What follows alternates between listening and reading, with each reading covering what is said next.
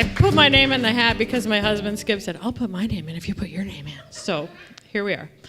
So self-defense for women. I'm kind of an angry person. Like, if you don't know me real well, you maybe think I look nice, but really inside I'm just a burning ball of rage. And when we were younger and I would drive my sister places, she would say, what are you mad about right now? And there was always something like, that guy didn't use his blinker, or that, I'm always like just minutes away from, ugh.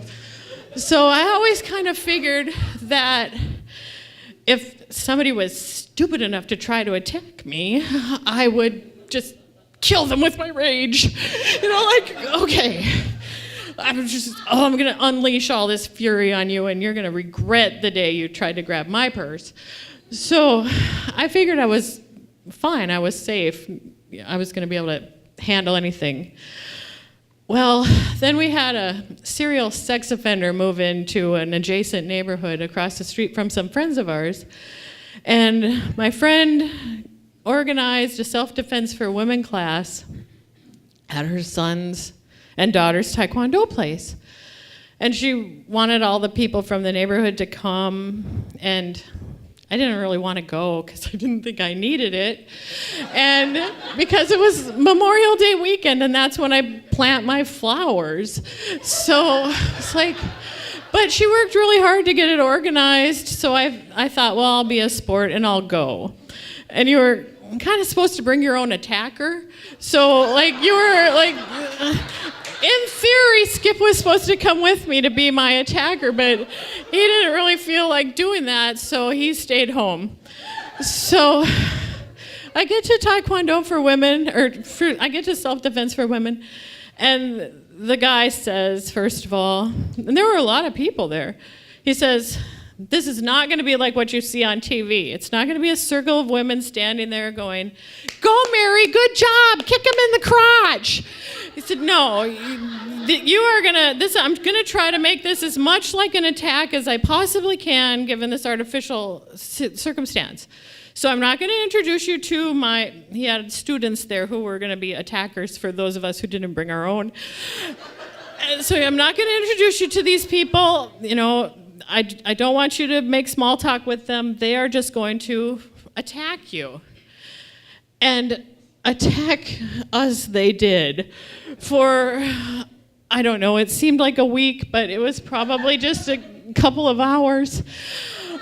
And, they did a demonstration. I know it's not about size and strength, because the smallest person there broke a bunch of bricks with her arm, but I swear the biggest attacker was my attacker. The guy was huge.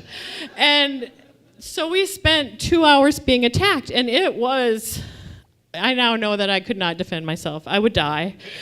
So my new plan is just to be you're gonna have to kill me in the parking lot so that my parents and my husband can find my body.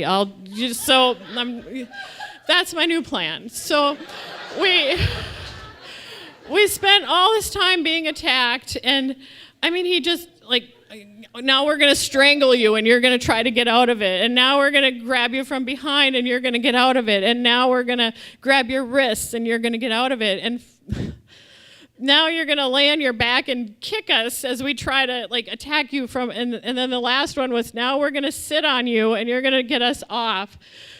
So I went looking for a smaller attacker. I was so exhausted.